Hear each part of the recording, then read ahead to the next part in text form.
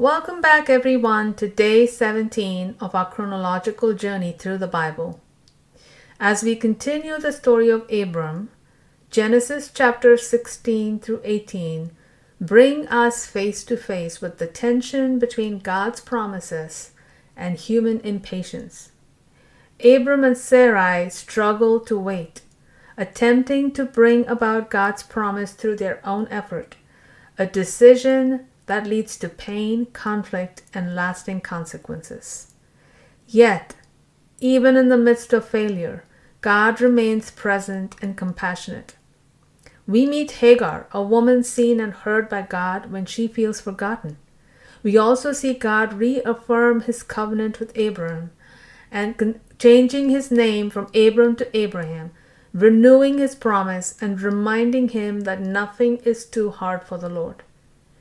These chapters reveal a God who is faithful, not only when we trust him well, but also when we falter. So we were going to start with a quick prayer. Lord, help us trust your timing when waiting feels difficult. Remind us that your promises are fulfilled by your power and not our striving. And as we read your word today, may your word be a lamp unto our feet and a light unto our path. Amen. All right, diving straight into chapter 16 of the book of Genesis. Now Abram's wife Sarai had borne him no children, but she had an Egyptian maidservant named Hagar. So Sarai said to Abram, "Look now, the Lord has prevented me from bearing children. Please go to my maidservant. Perhaps I can build a family by her." And Abram listened to the voice of Sarai. So after he had lived in Canaan for 10 years, his wife Sarai took her Egyptian maidservant Hagar and gave her to Abram to be his wife. And he slept with Hagar, and she conceived. But when Hagar realized that she was pregnant, she began to despise her mistress. Then Sarai said to Abram, "May the wrong done to me be upon you. I delivered my servant into your arms, and ever since she saw that she was pregnant, she has treated me with contempt. May the Lord judge between you and me." "Here," said Abram, "your servant is in your hands. Do whatever you want with her." Then Sarai treated Hagar so harshly that she fled from her. Now the angel of the Lord found Hagar by a spring of water in the desert, the spring along the road to Shur. "Hagar, servant of Sarai," he said, "where have you come from, and where are you going?" "I am running away from my mistress Sarai," she replied. So the angel of the Lord told her, "Return to your mistress and submit to her authority." Then the angel added, "I will greatly multiply your offspring so that they will be too numerous to count." The angel of the Lord proceeded, "Behold, you have conceived and will bear a son, and you shall name him Ishmael, for the Lord has heard your cry of affliction. He will be a wild donkey of a man, and his hand will be against everyone, and everyone's hand against him. He will live in hostility toward all his brothers." So Hagar gave this name to the Lord who had spoken to her, "You are the God who sees me." For she said, "Here I have seen the one who sees me." Therefore the well was called Beer Lahairoi. It is located between Kadesh and Bered. And Hagar bore Abram a son, and Abram gave the name Ishmael to the son she had born. Abram was 86 years old when Hagar bore Ishmael to him. Chapter 17. When Abram was 99 years old, the Lord appeared to him and said, "I am God Almighty. Walk before me and be blameless. I will establish my covenant between me and you, and I will multiply you exceedingly." Then Abram fell face down, and God said to him, "As for me, this is my covenant with you. You will be the father of many nations. No longer will you be called Abram, but your name will be Abraham, for I have made you a father of many nations. I will make you exceedingly fruitful. I will make nations of you, and kings will descend from you. I will establish my covenant as an everlasting covenant between me and you and your descendants after you, to be your God and the God of your descendants after you. And to you and your descendants I will give the land where you are residing, all the land of Canaan as an eternal possession, and I will be their God.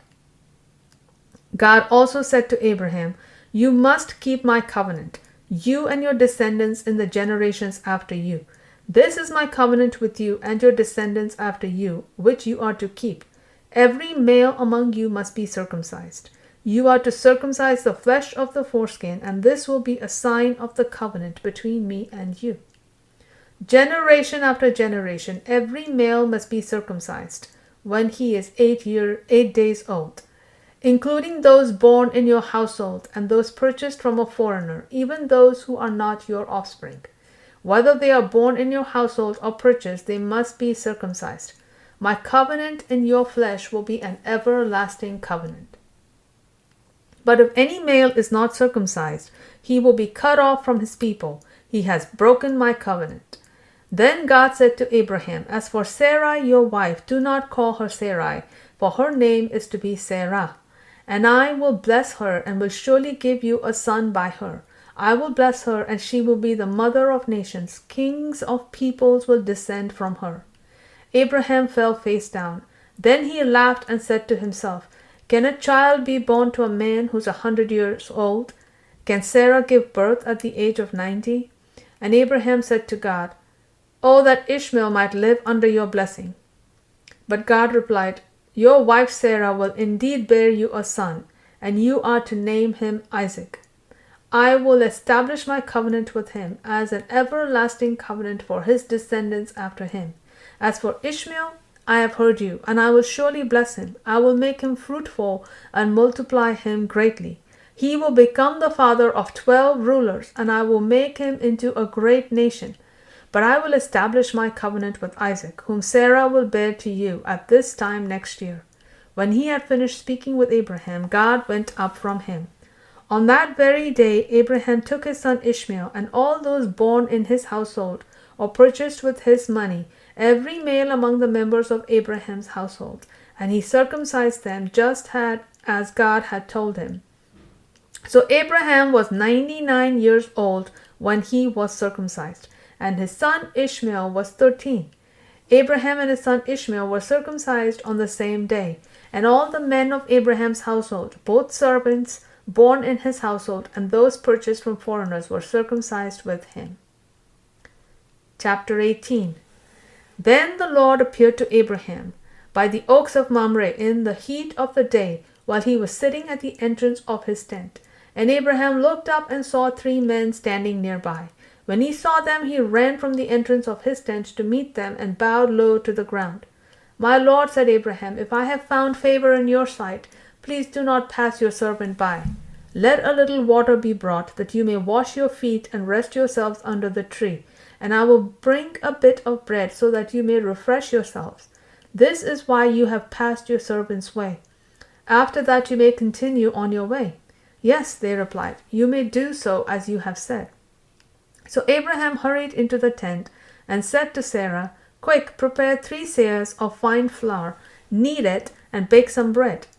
Meanwhile, Abraham ran to the herd, selected a tender and choice calf, and gave it to a servant who hurried to prepare it.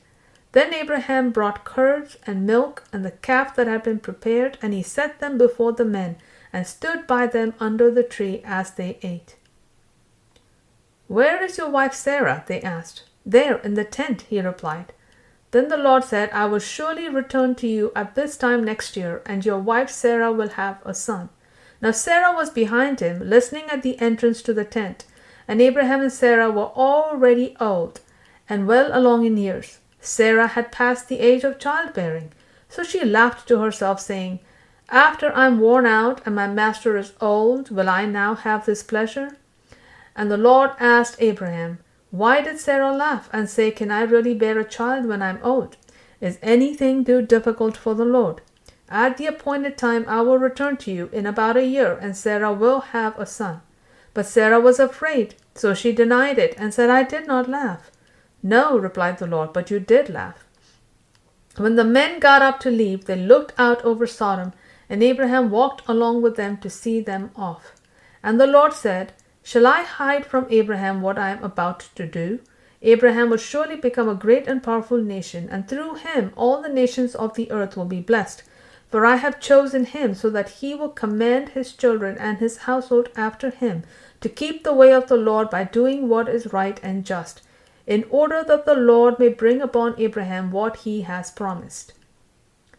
Then the Lord said, "The outcry against Sodom and Gomorrah is great, because their sin is so grievous. I will go down to see if their actions fully justify the outcry that has reached me. If not, I will find out." And the two men turned away and went towards Sodom, but Abraham remained standing before the Lord. Abraham stepped forward and said, "Will you really sweep away the righteous with the wicked?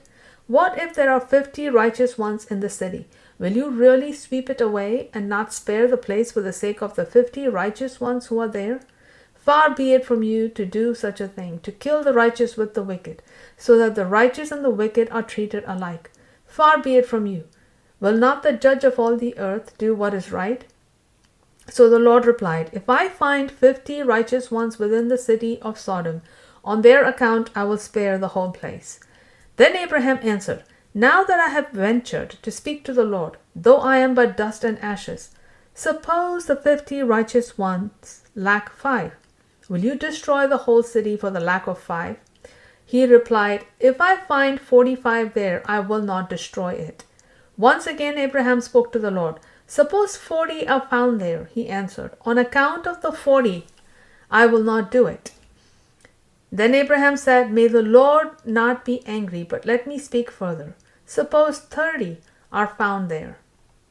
He replied, "If I find 30 there, I will not do it." And Abraham said, "Now that I have ventured to speak to the Lord, suppose 20 are found there." He answered, "On account of the 20, I will not destroy it." Finally Abraham said, "May the Lord not be angry, but let me speak once more. Suppose 10 are found there." And he answered, "On the account of the 10, I will not destroy it." When the Lord had finished speaking with Abraham, he departed, and Abraham returned home. Genesis 16 to 18 reminds us, folks, that waiting on God is often one of the hardest acts of faith. When promises feel delayed, the temptation to take control can feel overwhelming. Abram and Sarai's story shows us how human solutions can create real pain. Yet it also shows us that failure does not cancel God's faithfulness, and certainly does not cancel His sovereign plan for our lives. God sees Hagar in her distress and reassures Abraham in his doubt, revealing a God who meets people exactly where they are. These chapters teach us that God's promises are fulfilled not by human effort, but by divine grace. Even when we stumble, God continues to move His plan forward. And with that, we wrap up today, and we'll see you again tomorrow for day 18. God bless.